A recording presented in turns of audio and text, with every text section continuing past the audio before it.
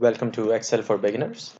In this basic Excel video tutorial, I will introduce you to the Excel layout so that you can get started on using Excel in your day-to-day life. I have an Excel workbook open here. You can open a new workbook by going to New and either clicking on a blank workbook, or you can also choose from one of these different templates that are already available in Excel. So for example, if you're looking for a new academic calendar, you can use this. There are templates for budget, invoices, and several other use cases. You also have a search option here so that you can search for Excel templates that are available online. So for example, if I type budget and hit search, it would start searching for different templates that are available to create a budget expense. And there are several categories and you can browse through these. For our purpose, I'm going to start with a blank workbook. This is a new worksheet. So you have the sheet 1. Within a workbook, you can open several different sheets. So I have sheet 1. I can click on the plus sign here and open a sheet 2. Again, click on plus sign and open sheet 3. You can even rename these sheets. So for example, I can rename sheet 3 to data, or rename sheet 1 to introduction. All you need to do is hover your mouse over the name and then double click, and it allows you to change the name. If you don't want to change the name, you can just hit enter or escape and you would have sheet 2. You can even delete those by right clicking and going to the delete option.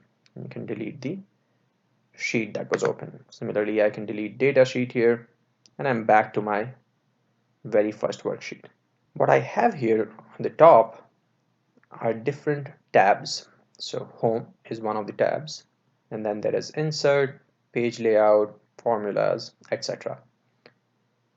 Within each of these tabs, you have got a whole host of options, and these options all together are called the ribbon. So right now I am in the home tab and this is my home tab's ribbon. If I go to page layout, I have a whole lot of different options within page layout in the page layout ribbon. And each of these ribbons is further divided into groups. So here I have different options within the arrange group. These are different options within one group called themes. Let's go back to home, and I can see that there are all these different options that are available to me, and in this video we are going to go through a few of these options. Let's have a better look at the Excel layout. As you can see, I have got these different cells. Excel has columns, so this is column E, column F, column G, and it has got rows. So row 1, row 2, row 5, etc. Each of these cells here is based on the row and the column that they are in. So for example, this particular cell, because it is in column D and row 5, it is named D5, and you can see the name over here. Similarly, this cell here has the name K12. You can see it here, K12. So every cell in Excel has a name, and this one here is H13. When you click on multiple cells together, that becomes a range. So right here, I have a range of different cells, and the way the ranges are named is you start off with the top left cell, in this case right here, which is H6, and you name this range as H6 through the bottom right cell, which is K12. So this range of cells is named H6 through K12. That's my cell range here, which is selected. And now if you would want to zoom into one part of Excel, you've got this zoom slider on your bottom right corner, and right now you can see it is 100%, and I can further zoom to say 150%. Now when we have familiarized ourselves with the Excel layout, we are going to use it to create a sales tracker for department store. So I'm right here in cell A1. Let me name it sales tracker, and we would have certain departments within this grocery store. So I'm going to put in department. Each department would have some categories of items that are available within the department. And let's say we are creating this tracker for the last 3 months of last year. So October, November, and December. Something to note here is that I can move between cells by using the arrow clicks or tab button. So I can also press tab to move from one cell to another. Okay, so let's say one of the departments is produce. A category within produce would be vegetables. Similarly, within produce, we could also have fruits. I can again double click between column B and C to ensure that the column adjusts its width to show all the contents of the column. I'm going to type in the amount of revenue generated for each category within these different departments. All right, so I've filled in these. What are these? These are actually all dollar values, right? If I want to add a dollar sign to this 30,000, I can go in and I can click on dollar, and because my C3 is selected, a dollar sign would be added in front of this. Now, it will be cumbersome to go to every single cell and add the dollar sign. So you don't have to do that in Excel. What you can do is you can select all the cells together and add the dollar sign to it by clicking on this dollar here. And you can see that all these values are now converted into currencies by adding the dollar sign and also 2 decimal digits after the number. If I don't really want to keep those decimal digits, I can click here on this option which says decrease decimal. If I click it once, it has decreased 1 decimal point. If I click it again, it has now removed the decimal points.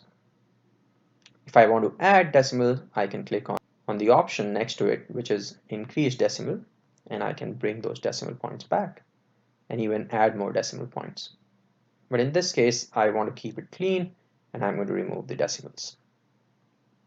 Okay, now we're going to make certain changes to our sales tracker to make it look more beautiful and easy to comprehend. One of those is that I have my sales tracker written here in just cell A1, which is on the left. What I want to do is to be able to see sales tracker almost as a heading above my tracker. So I'm going to select these 5 cells, and I can do that by pressing Shift and right arrow. So I have all of these 5 cells selected, and I can use this option here called merge and center. What it has done is that it merged all these cells together and brought the sales tracker, my content, in the middle of this merge. So it looks much better now. Okay, I also want to make the sales tracker stand out a little, so I'm going to change it to bold, and you can see that sales tracker now is in bold. I want to change these subheadings to bold, but I also want them to be italicized. So I'm going to click on italics here, and as you can see, they have now changed to italics. What I would also like to do is, if you can see here, October in this particular cell is on the left side, and I would love to have each of these in the center of the cell. So what I'm going to do is select them all, and I have an option here which would center my content within each cell. So I would click on it, and you can see that my content in each cell is now centered. Okay. There are a few other things that we can do. One is that I can give some color to the sales tracker. So let me color it blue, and I can change the color of my text to white to make it really stand out. I can give a different color to these subheaders. Maybe I can change it to gray. I can have my entire sales tracker have some sort of borders. So I'm going to do all borders. So each of the cell now has a border, and to make it really stand out, I can give a thick box border on the outside, and you will see that I have slightly thicker border here, and each of my cell also has a border, and this way it looks a whole lot better than just presenting the information that I had without any formatting. After having created the sales tracker, I can save my Excel workbook by going to File and clicking on Save or Save As. And I can choose where do I want it to be saved, and I can name my file. So let's say I want to save it here. I can go in and I can change my file name to something that I would like. Let's say I want it to be called the sales tracker. And all I need to do is click save, and the file will be saved with this new name. I hope you would have liked the content of this video and would consider subscribing to my channel. Learning is fun for more such content.